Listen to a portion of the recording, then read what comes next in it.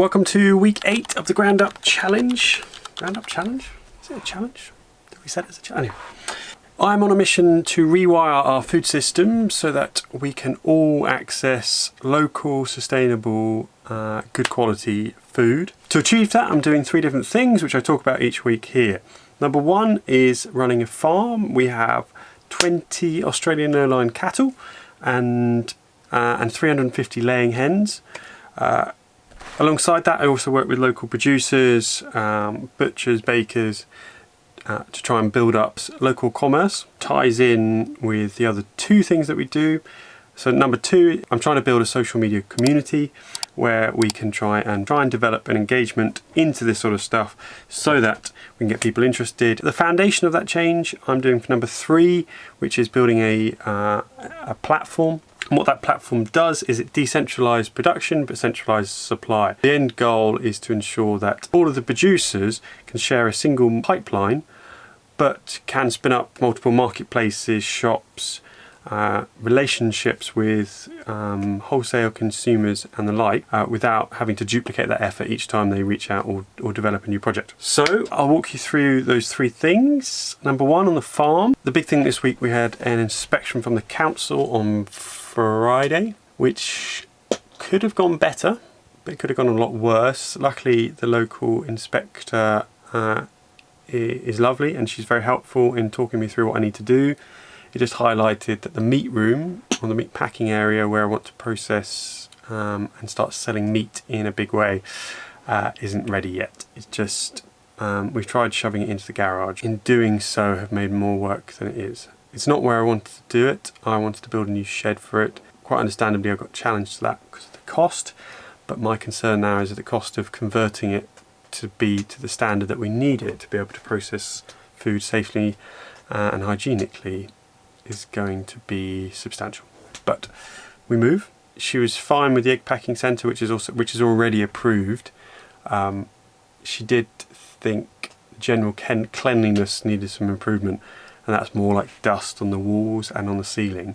Everything else was clean, which I'm pretty pleased about, but it's just like it's a garage, so she wasn't terribly impressed with the fact, and especially if we're going to move into proper food processing. Whereas eggs is technically we are still approved as a food station. I don't know, but anyway, that's why we get health and hygiene from the council and approval for the packing centre. So if you're producing eggs, you only need to be approved to do that if you are a registered packing centre, which is what we are. Everyone else sends their eggs to a packing centre. It's very easy to get approved as a packing centre. It's just a faff. So that went well, could have gone better.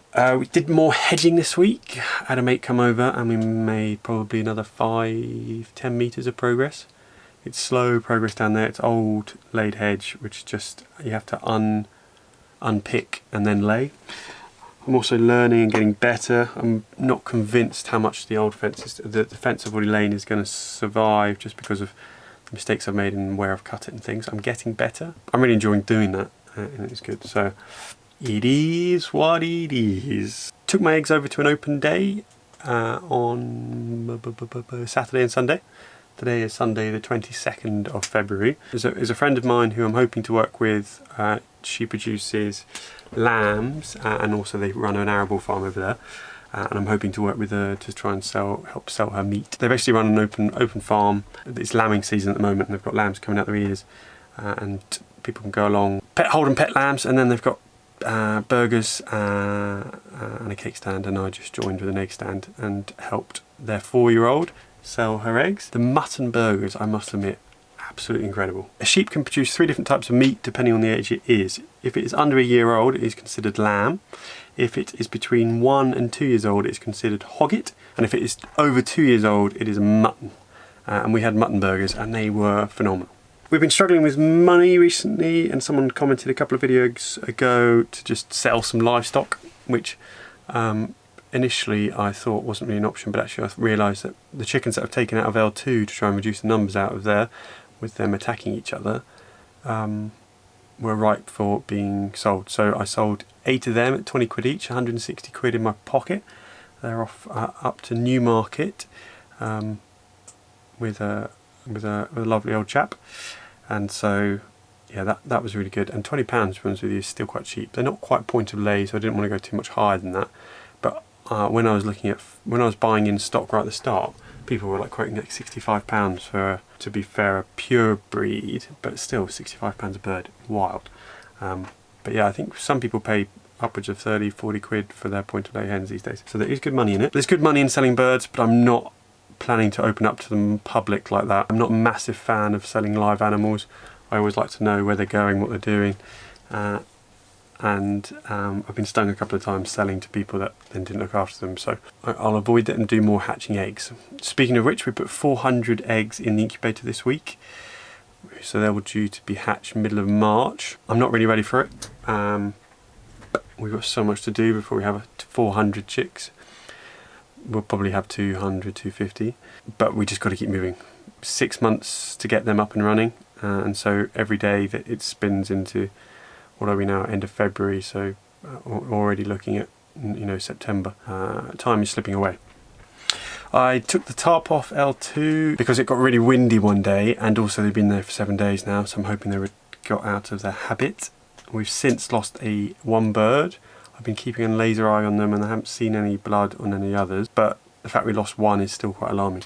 I got a lot of good advice in comments again from the last couple of weeks, so thank you very much anyone who has added comment. I'm working through sort of options that we can do there, but so far it seems that they're entertained enough. But end of lockdown cannot come soon enough. That will be a joyous day.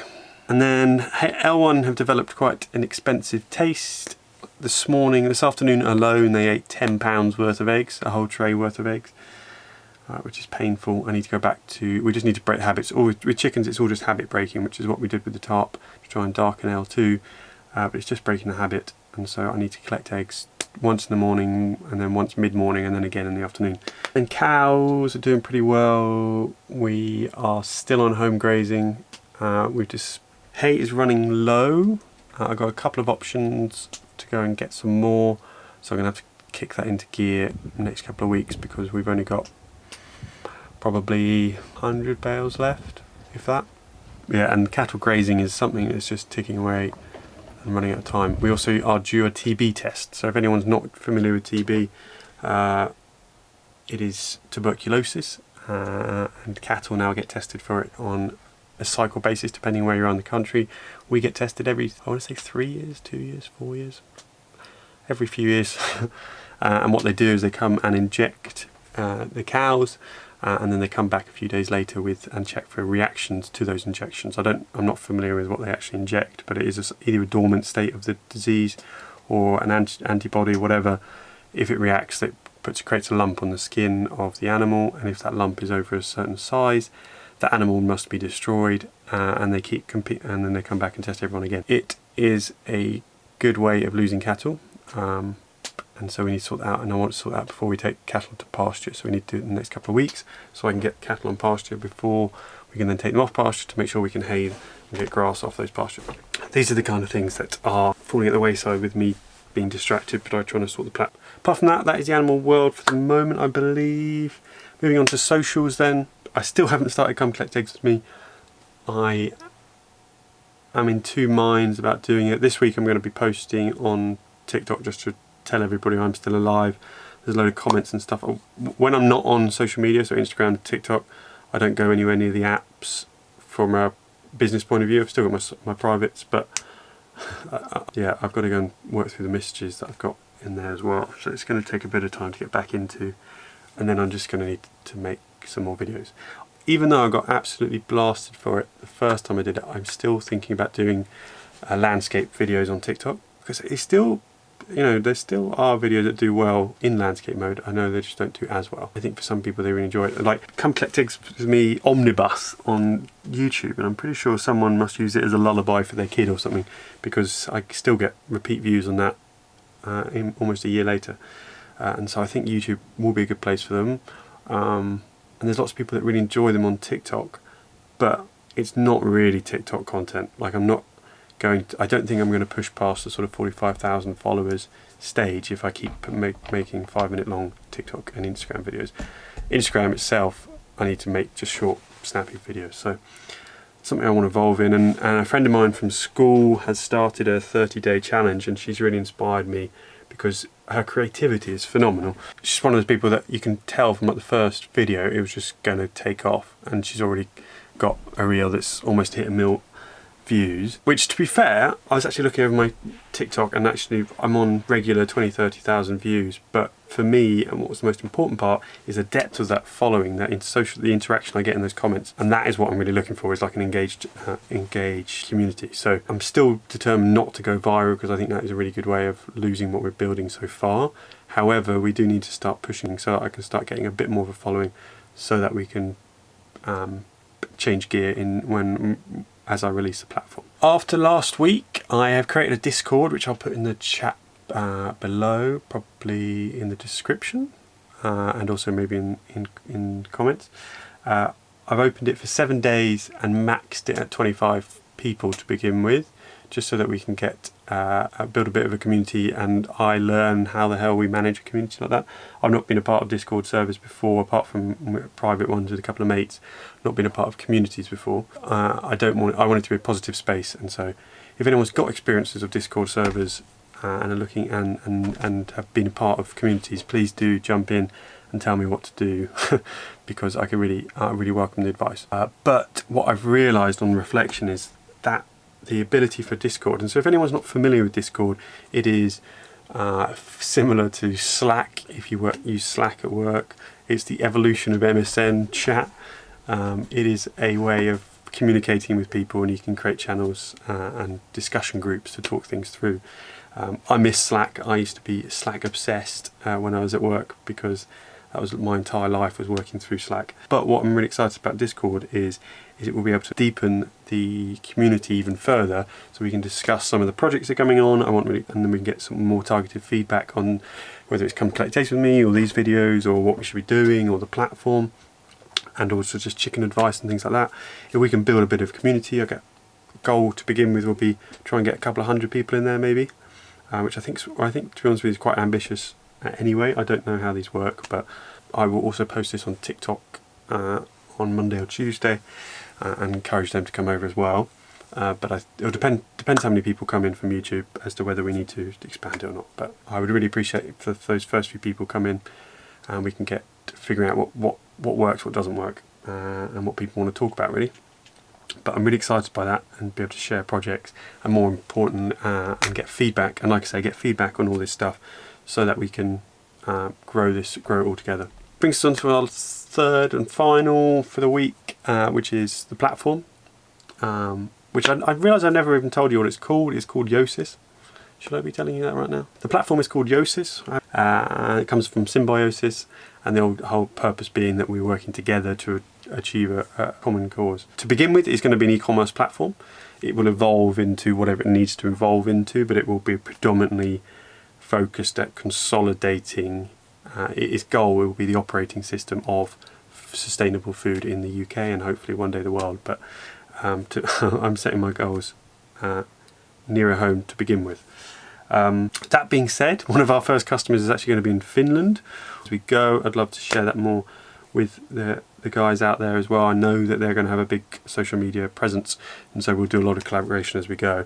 But they are doing very similar to what I'm doing here in the UK. They're starting with 1,400 laying hens, and they're going to do delivery and basically a subscription service, and they want to do things like the vending machines and stuff like that, all which I want to achieve here as well.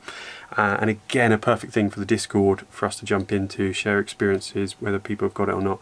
And I know Stephen over in that team is really keen to start deepening that, so I'm sure he'll be in that Discord as well. So again, that's why I'm really excited about this Discord. It's like the second evolution of this social, of this community side of things, and actually takes it more from a one directional sort of thing to a real conversation flow, and more of a knowledge sharing process.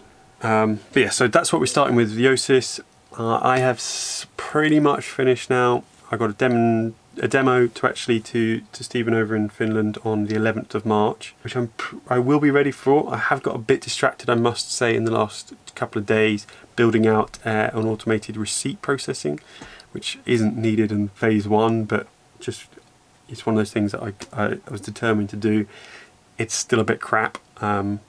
So I need to just park that for the moment. We're going to be using an OCR, which is an optical character recognition, and that basically pulls letters and words out of a picture. I thought they were better than they are. Maybe the one I'm using is just a bit crap, or maybe the way I've coded it is a bit crap. Either way, we're going to figure that out. But right now, it's not the one. But yeah, that's where we're starting. So the initial system will just be an order processing to begin with, allowing us to also consolidate orders across merchants.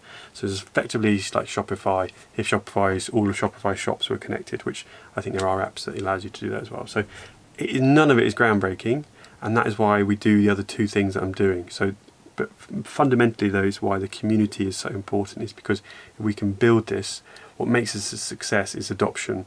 And mass adoption across like-minded producers across the UK, but also in time, some of the big players, some of the producers, some of the people like, HelloFresh, people that consume a load of the produce across the UK, but currently have their own bespoke services to do that.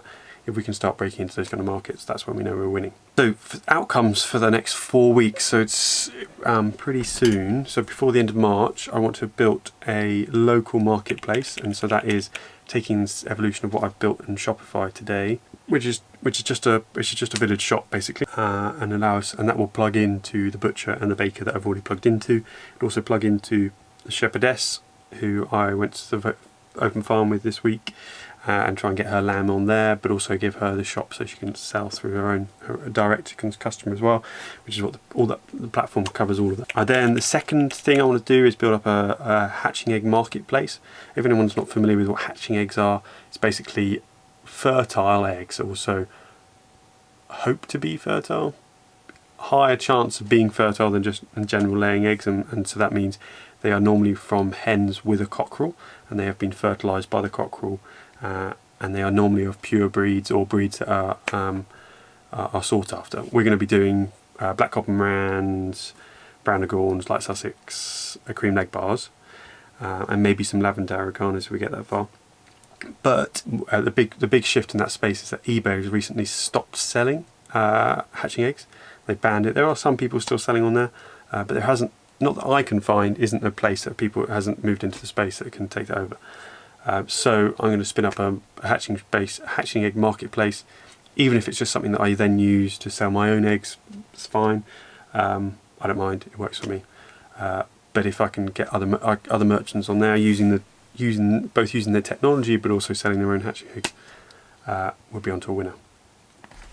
And then the last one in the next 4 weeks is the guys in Finland who want to just do a proof of concept and play around with it.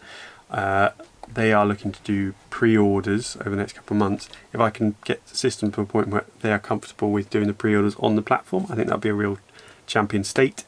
But at the same time, there's a risk-reward thing here, and I don't want to expose them to any unnecessary risks based on the platform that I've been bolting together over the last 8 months or so. So it is busy. I still got a lot of hedge to lay. That's my goal for next week. I've not left the farm really in the last couple of weeks, intentionally so, but now in the next few weeks I'm going to go and see friends and got parties and things, which I'm very excited for. It'll be good to get away. However, I do also it's a bit daunting, both leaving work for mum, but also just not getting work done. But at the same time, I've got to always remember, and I remember I was like it when I used to work, is that you get to this point where you're like, oh, I can't go on holiday because I've got so much work to do, but actually taking a day or two out always makes you more productive when you get back, so I've got to remind myself that. So I've rambled on, still haven't made these into anything sort of exciting, so if you're still here, I appreciate you. Hopefully see you on Discord, and have a great week.